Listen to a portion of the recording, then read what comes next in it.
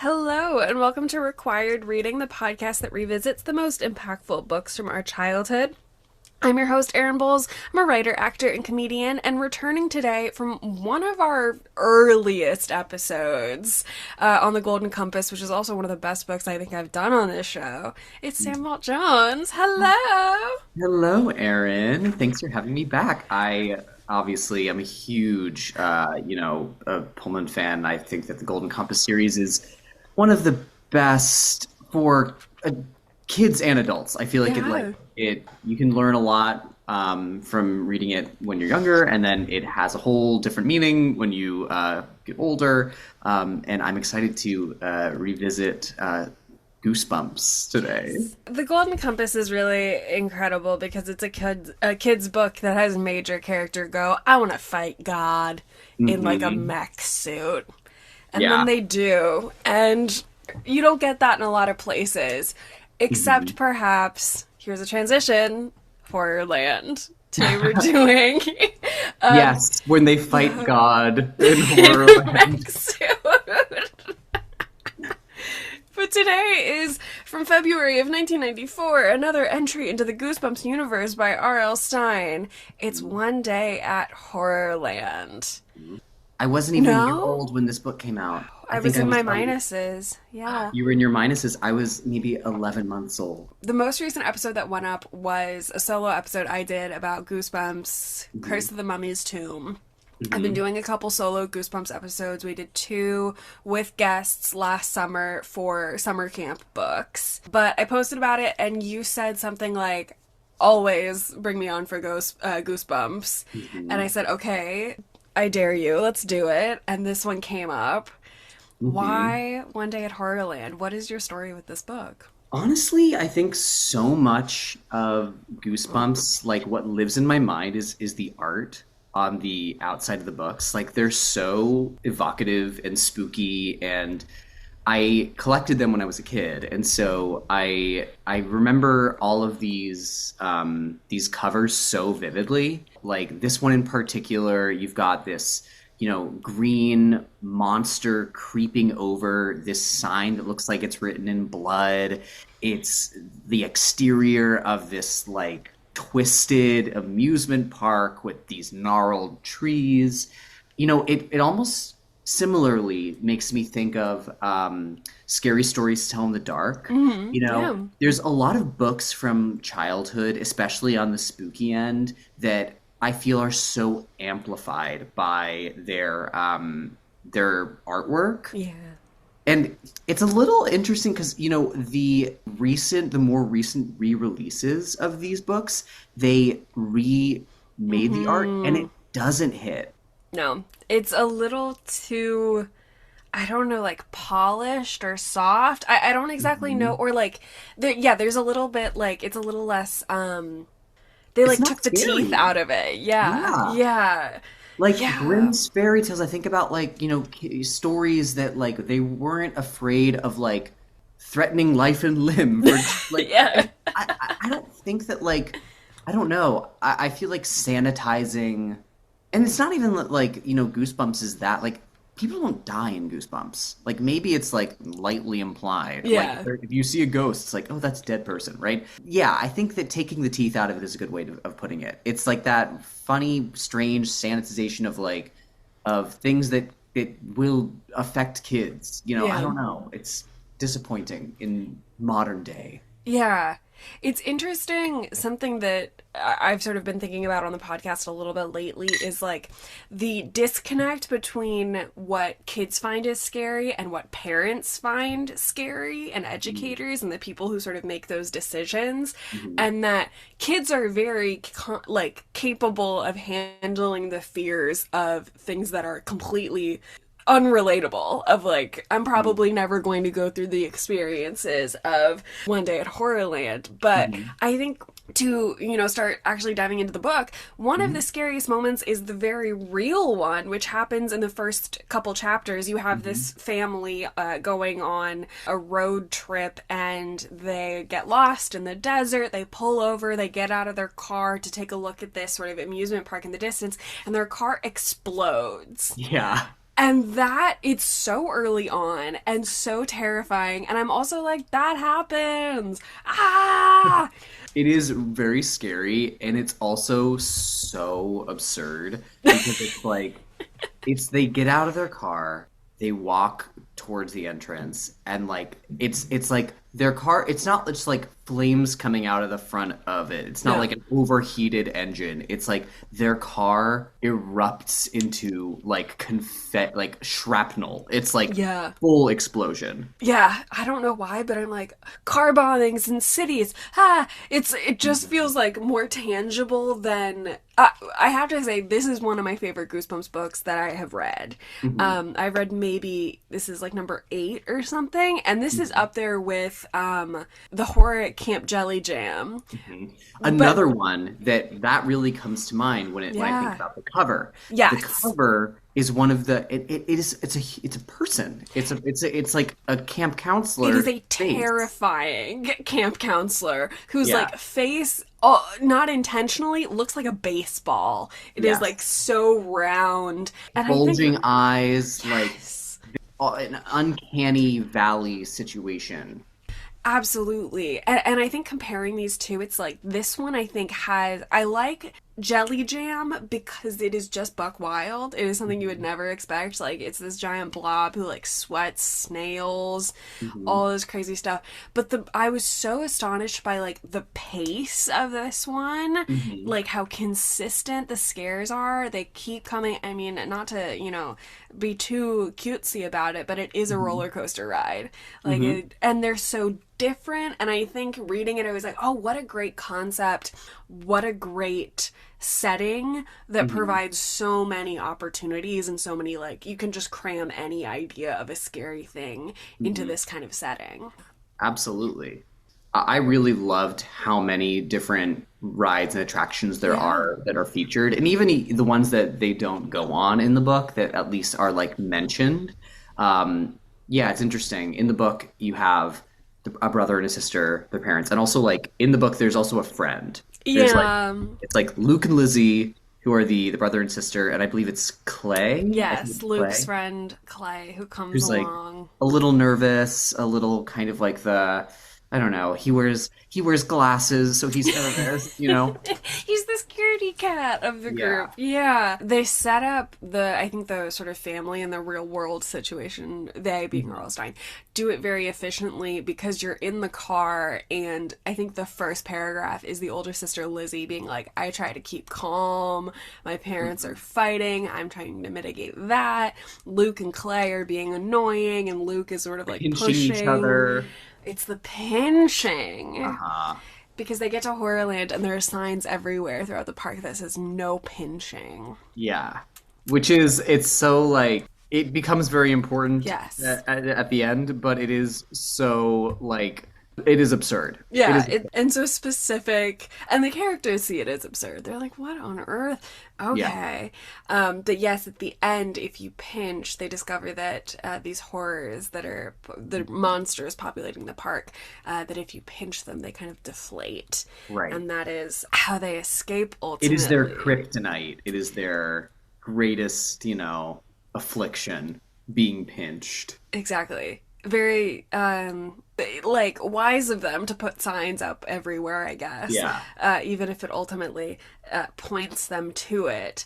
And I guess the rough plot sketch of this is, family gets lost, they find this sort of oasis in the desert that is Hmm. Horrorland, and the kids go through all of these sort of terrifying rides and attractions, Hmm. meet up with mom and dad at the end, and then they continue to go through scares. They find out that they are on a monster version of Punked.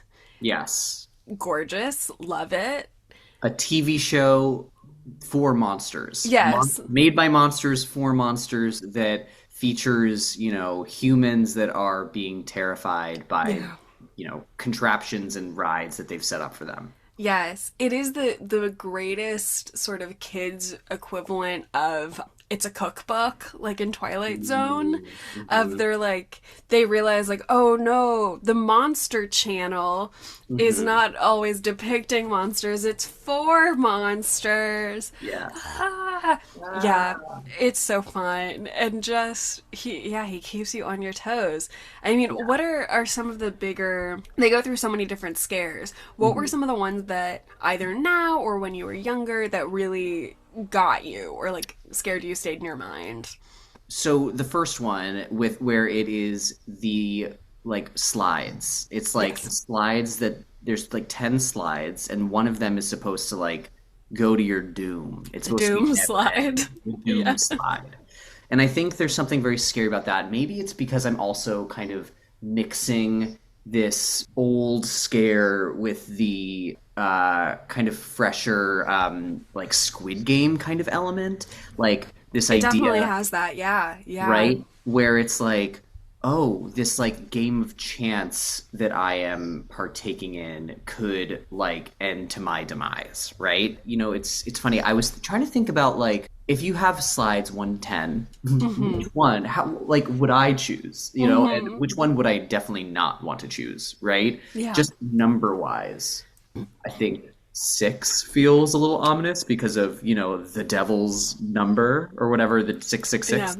And we are Um, recording this on 6626. right. Ooh, didn't Okay. plan it. It's just Saturday. That'd be the one I wouldn't choose. Mm.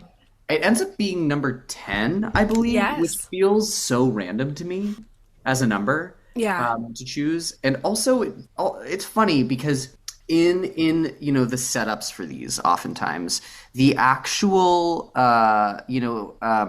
threat that is described is not the final outcome, Mm-hmm. right? Yeah. So like the doom slide doesn't actually make you slide forever. Maybe it's really long, but it just kind of spits you out in a place called doom, right? Yeah. Similarly, in the House of Mirrors, which is also a very spooky kind of tropey experience, especially at a carnival amusement park. The getting lost in this ever expanding, seemingly limitless, almost the less modern back rooms, if you will, um, Mm. of, Very of the timely. mirrors, right? Yeah. Eventually these walls start closing in on them, right? And feel like they're going to be squished in a trash compactor. Yeah. Um, I think that was the scariest section for me mhm. was they are in the Hall of Mirrors and then suddenly everything is glass and Yeah. they can see each other but they're separated and then the glass starts to shrink and shrink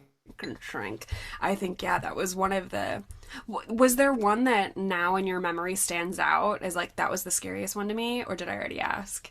Or which ones did Hmm. you remember from when you were younger? I think overall, the thing that I remembered the most wasn't the rides Mm-hmm. themselves, it was the monsters. Like it Mm. was the actual creatures that like stuck with me. And maybe that is partly because of the cover itself. Like I think the creature with these giant, kind of curling horns, these red eyes, these Mm. green blobby kind of like rough and distorted musculature are very scary. Yeah. And my partner was also saying that like because I showed him the images and also some of the video, and he was Yeah. like, "Oh, it's very Buffy. Like it's very like the monsters are very Buffy the Vampire Slayer," which I haven't watched before, so that's going to be a watch for me Oh, soon.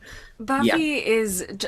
Buffy is my most foundational piece of media. Hmm. And actually one of the actors, one of like the core actors who's also older than the rest of the cast passed yesterday. Um. And I literally, like, this is one of the hardest celebrity deaths for me Mm, because Buffy was so foundational. My mom literally started watching it when she was in the recovery room, having mm, birthed me. wow. And there's this mentor figure who's this actor who passed. And one day, I was the Washington Post always has a little tiny TV guide for the Hmm. week that comes with the Sunday Post. And so in I think '08 there was a British TV show called Merlin. Are you Yeah. familiar with it? So he's the king in that in the Um, first couple seasons. And so I saw him on the cover in the poster, and I was like, oh my gosh, we have to watch this. And then there was a moment I fell in love with that series. It started me watching, I watched that, so I watched this, and then this whole huge path. But there is a shot in like the first couple episodes, a specific shot of that actor that's like shot from a low angle, and he's wearing a cape and it swoops over the camera.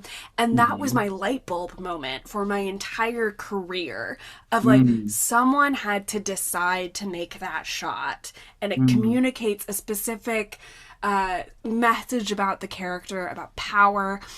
And if people make TV, I'm people. I could make TV.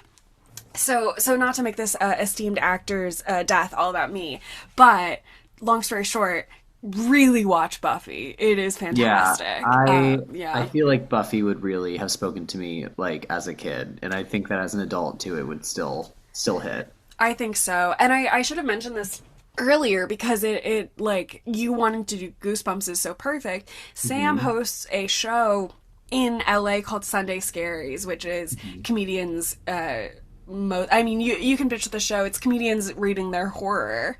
And we hopped on and Sam said, been working on a lot of spooky stuff. I was lucky enough to be a part of the first outing. So it feels so perfect that you wanted to do Goosebumps. So I mean, Goosebumps was like super foundational for me in my like love of horror. I think that it was scary enough to be thrilling as a kid, but also like approachable. Like it also, all of the perspectives are from kids, so it's like it's for kids. It's made, I think the trials and tribulations that the characters are experiencing are of that age. And so like I remember being in the car and, having my brother, like annoy me and being like, I'm on a road trip and I can't get out of this. And it's like, man, I wish like I would do anything to get out and be somewhere else, And so to have the place that you end up being someplace so scary, it's interesting. But I think that in general, like, the kinds of stuff that I enjoy writing now, and kind of the lifeblood of the Sunday Scary shows that we host is that like this is a kind of newer it's a newer frontier for me for expression. I was inspired a lot by things that scared me, but I never like tried to write it. And in the last in the last year or so, I've been like, why have I limited myself so much to simply writing just overt comedy when there is so much comedy alive in horror? And it's been like the best thing that I could have done for like my creative mojo. It feels specific to the last handful of years, and maybe it's just that things are cyclical, but it feels like there is a real trend towards comedians going into the horror space.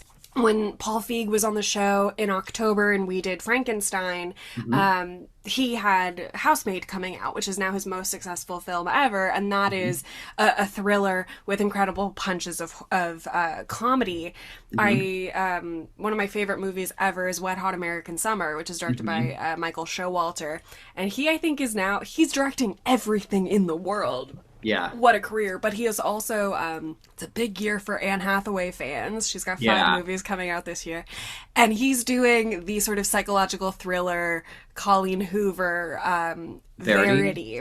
Yes, which she and Dakota Johnson kiss in the trailer. So, it's a good year for us. I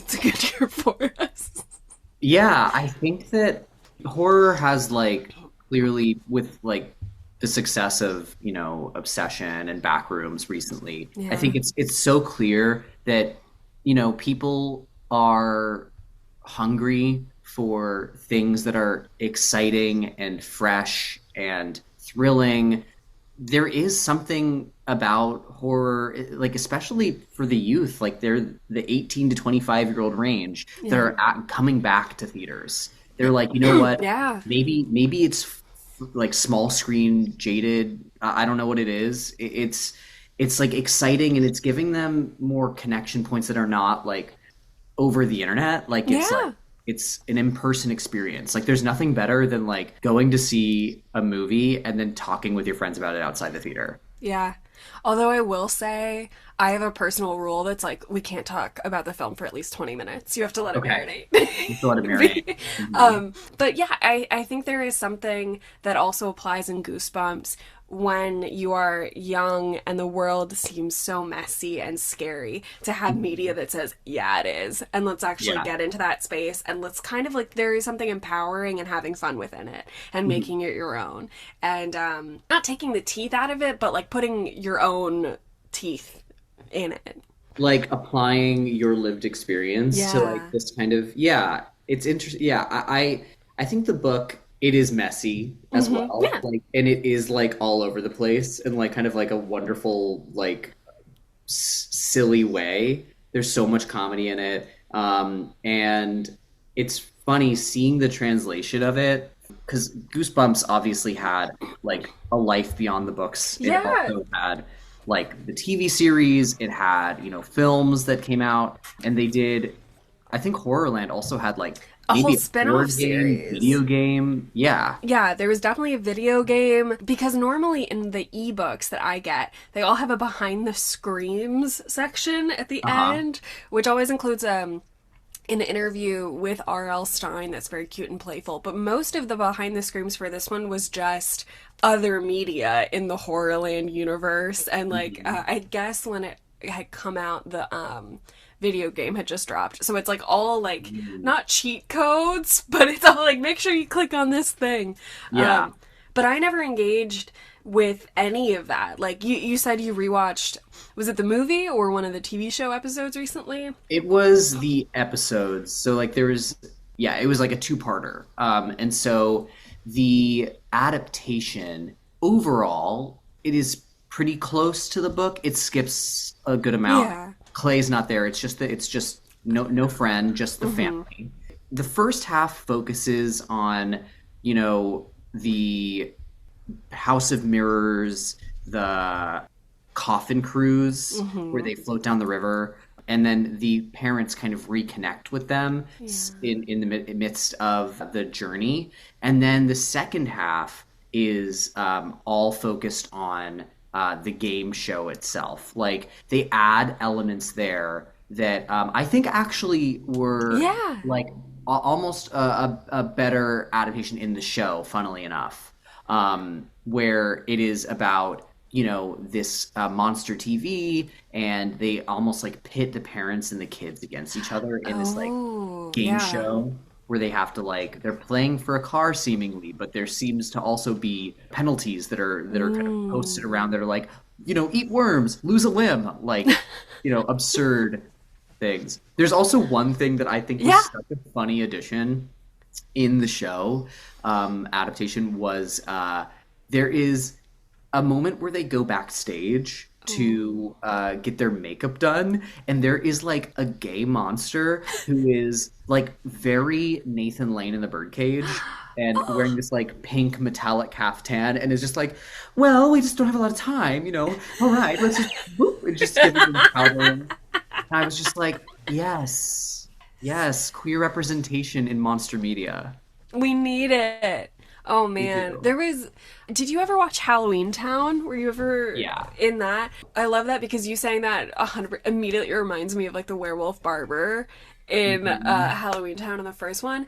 But there's a really interesting kind of lovely family dynamic that gets sort of hashed out within this, where there's a great moment at the end where they're like the whole family is getting backed up to this like infinite, it's like a pool, and if you go Yeah. in you're never coming out, and they all like link hands together, and that so reminded me of the gorgeous ending of Halloween Town where they all link hands and they do a spell together and even the brother can do it. Yeah. So that's just a very pivotal moment in culture to me is Halloween Town. I think they do a lot of interesting sort of emotional work with the parents. Like there's even a Yeah. moment early on where the Lizzie who's narrating says something to the effect of like, nothing bad can happen while my parents are around. And Mm. then it does. Yeah, it's interesting. It's like the moment where you're faced with your own like mortality, perhaps, and like also that of those around you. Hmm. And it's funny, it like made me think of the moment in Toy Story 3 where they're like all the toys are like about to like go into the incinerator. You know, Yeah. they're like, which is like that's a Goosebumps moment. Like that is scary. And yeah, obviously they come together and they're able to surmount this seemingly impossible issue or this crisis. Yeah, I mean the ending of each like mini chapter in these books are always like dramatic cliffhangers Yeah. of like, oh fuck, Yeah. How am a I lot going of to oh get out of fuck. this situation? Yeah. Yeah, I don't know what like number in the series this came out in. I should have checked. But there's almost something sort of like meta happening within this. I don't know if R.L. Stine like did it on purpose or anything, but in every Goosebumps book, having read a couple now, there is this cliffhanger at the end of a chapter. hmm, And so often it's like someone grabbed my shoulder, and then the beginning of the next chapter it's like, and it was my friendly uncle. And it yes, always undercuts it like that, which I think is frustrating. But in this, you have this really scary ride and terrifying moment, and then it ends, and you're yeah. safe again. And even the brother is having this sort of, there's this ongoing debate of like, Lizzie and Clay are very scared, and Luke is like, no, scary is fun, and I wasn't even scared for a second. And Hmm. I think it gets really into a lot of like the metatextual or like a lot of the textual things that the books do of making the scary approachable, and it always ends. But what if it doesn't? I think this is one of the best ones. This really worked for me. Yeah, it makes me think about like almost the it's not a perfect one to one, but like in any kind of like scary thriller, horror series, book, whatever, there's almost like that like rationalization that characters or people do that as a reader you'd be like, get out of the situation. And you're like, you know what? We've like reduced like the water boils and then it simmers again. And it's like we are here and we're rationalizing what's around us, or maybe there's, you know, some like half explanation that like makes you be like, I guess I kind of understand, but I'm still unsettled and my guard is half up and then the water boils again. And Yeah. so it's like this, it has to be this up and down. It can't just be boom, boom, boom, boom. Otherwise it's like we're gonna get, you know, reader Yeah. fatigue. 100%. I think that like ebb and flow works really well because by the end, where it does get to like boom, boom, boom, you are waiting for it to be like, no, it's gonna be a joke. It's gonna calm down again. And then R.L. Stine is just listing like every single crazy monster. There's one chapter where he's like, there's a monster with green eyes and thick red fur, and then there's two gigantic birds, and there's six guys with pig faces, and it is like Yeah. a fur covered snake. And it's fun because you can tell R.L. Stine just like had a list, and that like they haven't worked in other books, so let's crank them out. I Yeah. really loved that. Everything in the kitchen sink. You know, like it's Yes, like we're just like boom, like how much can we throw in here? exactly. Yeah, it's funny. They didn't have that in the TV adaptation. They like changed it up a bit. They made it like in the show, the car doesn't explode at the beginning. Like you see some sort of device being put under the bottom, which I Oh, was like, oh, it's a bomb, right? And yeah. then at the end, they're like trying to win a new car, it wasn't necessary, but it was like, ooh, new car, Yeah. sure, right? And they win and win and win until they have to like choose one of two doors, and one door is a new car, and the other is like, you know, a bloodthirsty werewolf, right?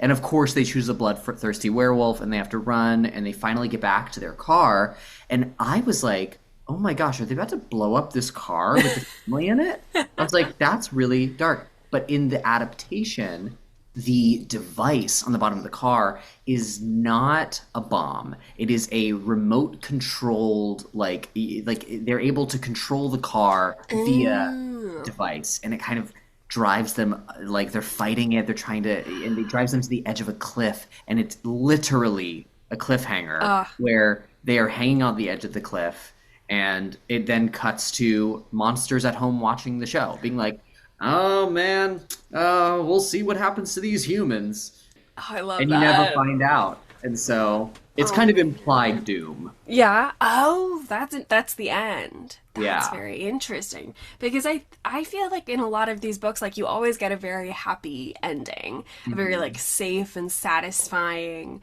resolution that I think Yeah. works really well. But that's so interesting. What was your like relationship with amusement parks and stuff when you were younger? I loved roller coasters. I loved thrill rides. Now it's a little like tougher for me to go on them consistently. I can do a couple. I think Yeah. like I remember going on like Space Mountain and being like, my neck. Yeah. Like I was like, ah. Actually, when I was growing up in maybe like late middle school, high school time period, I would go to this around Halloween, Hmm. like cornfield monster maze in North Carolina, and it was called Woods of Terror. Yeah. And I remember like going with friends, and that would be really thrilling. And you'd walk through like, a school bus that was in the cornfield where things would pop out, or like somebody would chase you with like a chainsaw Oh yeah. situation. Oh, I love those. I think the one in our town was called Field of Screams, Hmm. maybe. And what Hmm. was cool is like I Kind I of lived. sisters. Woods of Yes. Terror, Fields of Screams. Exactly. Well, and I like events like that where it does feel like very homegrown. Yeah. And what was cool about that was all of the kids in the high school had part-time jobs there. And Mm. I grew up outside of DC, and I think this was like one of the most accoladed or whatever sort of attractions like this. And there was one day in high school where people were like, I touched Malia Obama's ankle last night trying to scare her, which I just So such a funny. funny specific location thing. Yeah. I was too scared to do any sort of roller coasters when I was young. And then a couple years ago, I went to Knott's Berry Farm, and it was Mhm. like a revelation. I was like, it's scary, but you're safe. And then I haven't been back since, but it was a very transformative moment for me. Yeah. When I think about roller coasters and scary, amusement parks and media, I immediately think about like Final Destination and Yeah. about like, oh my God, because the beginning of I want to say it's Final Destination 3, where the initial crazy accident is like on a roller coaster. Yeah. And it is like so over the top, like body horror, gory. Like, how can we cut people in half using like? It's just insane. I do love an amusement park. I think I can go for like. It's just that the amount of time I can go is like Yeah. now. Like at a certain point, I'm gonna hit a wall. And I also think like carnivals and like state fairs are much more interesting than like Six Flags. When you are walking through what once was an empty field and will again be an empty field in a Mhm. week, and things are kind of like rickety. There's an ancient amusement park that everyone talks about. It's in Pennsylvania called Kennywood, which is Mhm. relatively close to where I'm from, and everyone is like, you're gonna die at Kennywood. They're still made of like wood, and they're always falling apart, Oh my um gosh. but I think that was also like a fun kind of specter to be like, oh, you went to Kennywood and you made it out Yeah. alive. I love lore. Exactly. I love a good crazy story that goes along and amplifies the thrills and chills of the Yeah. experience. I don't know if there's like a Goosebumps book that features like a water park, but I feel like that would be really cool. Yeah. There's like one water ride that you mentioned. It's they're floating in their coffins. And there's a Yeah. great the first paragraph of the whole book is like, little did I know by the end of the day we would be all in our coffins. Right. Which I thought was so cute. I don't know if the Goosebumps books are often in first person. I couldn't really remember. Mm-hmm. But this one is, and Lizzie is speaking directly to us, and I Mm-hmm. think that works really well. I also I was really, surprised that like there yeah, wasn't a roller, like they didn't go on the roller coaster in it. yeah, like a traditional Um, one, yeah. But I think there's another Goosebumps book, and I can't remember what the name is, but it is like the cover of it is like skeletons on a roller coaster.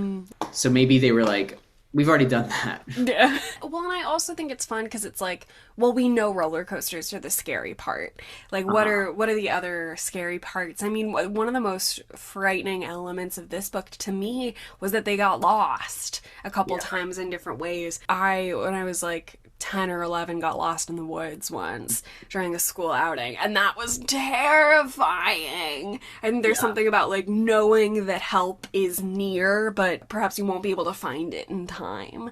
I think that's, and every kid is like terrified when they can't find mom in the grocery store.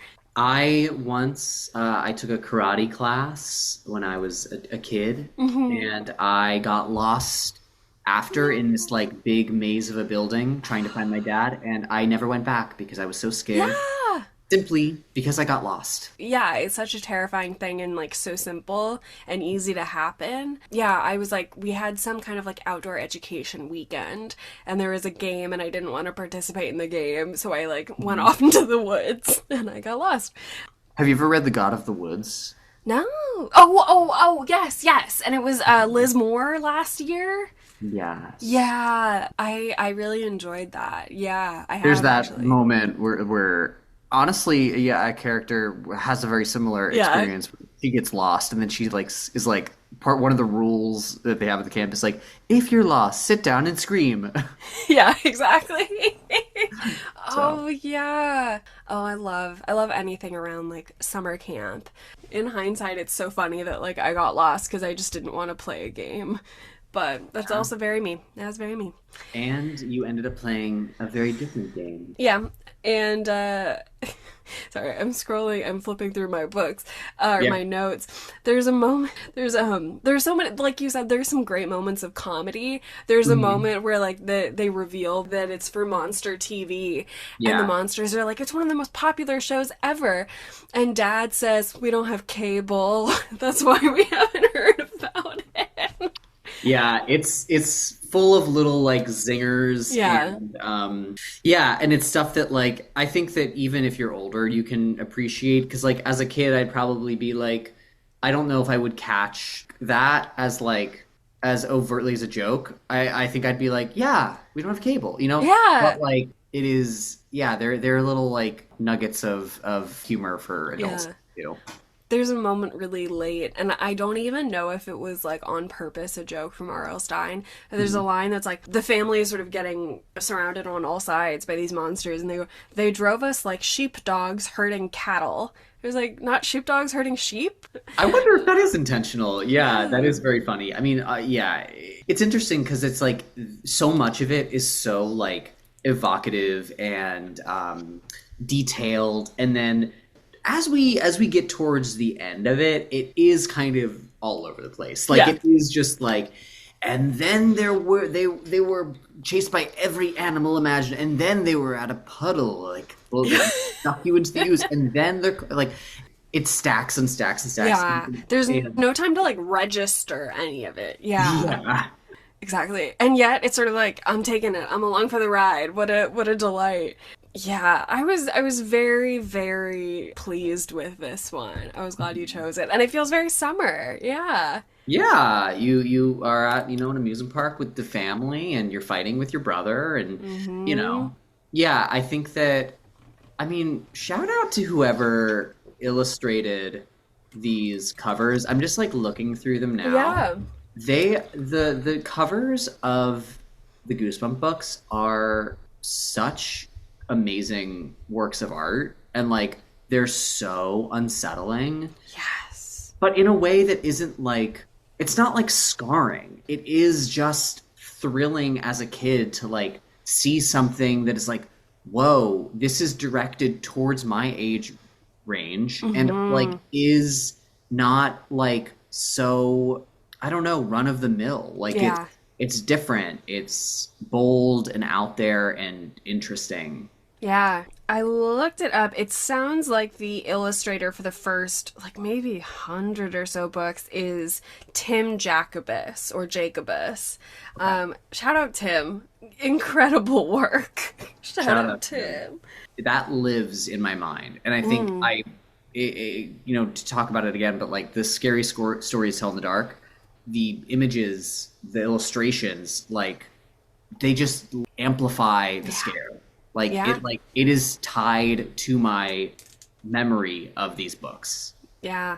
100%. I think I didn't get into a lot of Goosebumps books because the covers were scary and I knew what Yeah. I was about. Yeah.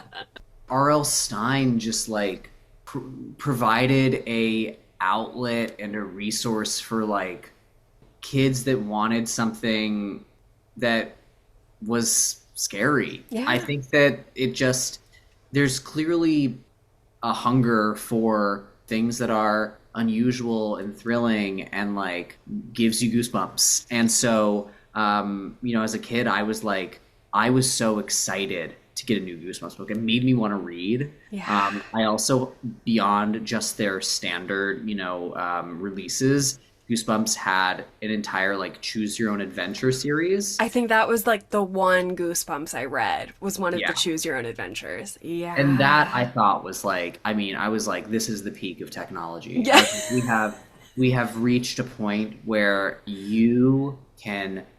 It would always be like, do you go down the hallway or Yeah. do you go through the door? And it's like, turn to this page. And so it felt like I was an active participant Exactly. in the story, and it was exciting and. I just was hungry for more. And then you would, always have to keep your thumb on the Yes. last page because if you made the quote unquote wrong choice and reached your doom, you could go back and be like, oh, what would Different happen if I did choice. the other thing, Yes. And it would just make me want to read through every option. Yeah. I love that. I love it really did feel like just an incredible technological thought. Truly. Very much so. Even if they were embracing like R.L. Stine was embracing kind of like tropey kind of horror, like it made it kid friendly. Yes. Like it wasn't just like this is a ghost or this is a vampire or whatever. It would be like this is like everyone at this camp is a ghost or like the I remember like one that was like my shrunken head or something. Yeah. And it was like, oh, it's I'm bringing it to school and putting it in my backpack. I think that he provided a lot of foundational interest and material for me. Absolutely. For a lot of kids, absolutely. I think he's such a prolific and classic and beloved author for a reason. I think this is also one of the best ones to read if you're going to read one. I mean, here the question, would you consider it required reading? I would say yes. I would say that Goosebumps as a whole is required reading. There's so many to choose from that I would go personally, I would go off of what cover speaks to you the most because I think the 100%. covers Yeah. are a really good indication of what you're about to get. And also, I think that maybe the best introduction beyond One Day at Horrorland is the Choose Your Own Adventure because they are thrilling as an adult to be, to feel like you're making an active choice. And honestly, you know what we need more of in general? We need adult choose your own adventure. Yes. How about that? Yeah, I mean, that's like a video game or something, but you want something really tactile. You want something finite. You know that you can't like explore absolutely every single button in every single video game, Yeah. nor do you want to. Yeah, I think there's something that was really wonderful also about Choose Your Own Adventure in being like a good transition point to then get into further reading. I Yeah. think because you can read, all the Goosebumps are very, very short, but you can read that and then be like, well, let me do a longer one. Let me do one where RL chose for me. Yeah. Which I think is exactly what you want from kids' books, is to encourage further reading. Yeah. Yeah. I love it. Yeah. It's a very, very important series to me. So Yeah. I would say you gotta read one Goosebumps, and I think this is, if you only read one in your whole life, this is an excellent one to choose. it's very Absolutely. approachable too. It's like Yeah. It's like not so scary that it's going to like leave you up at night, but it's like thrilling and fun enough that like any age could be, excited by it. Yeah. Required. Slap Required it. stamp. Stamp. Is there anything you would like to plug? Where can people find you? Ooh, you can find me at Sam Walt Jones on Instagram. That's where I'm like, usually most active if I'm going to be posting about a show. Mm-hmm. Yeah, I think we're going to be doing I want to do another Sunday Scaries relatively soon, either at the end of this month or next month. But otherwise, yeah, I mean, I'm just around, I'm writing horror comedy, writing a lot of scripts, and I'm planning on starting to produce and direct one. Oh. So it's going to be, my first toe into the ooze of direction in the horror world. So I'm excited about that. Oh my goodness. I'm excited about that. Absolutely. Well, now we end the podcast by reading the final sort of sentences of the book. So, final paragraph. Okay. He reached out his green hand. Here, he said, we forgot to give you your free passes for next year. Da-dum. The end. Which, to be fair, their whole experience was free. It's not like they had, the whole thing was free. But a good, at least at the end of the book, you know that they're okay. Yeah, and it ends on a badum-tiss, and as it should, Yeah. as it should. Absolutely. I'll end the recording there.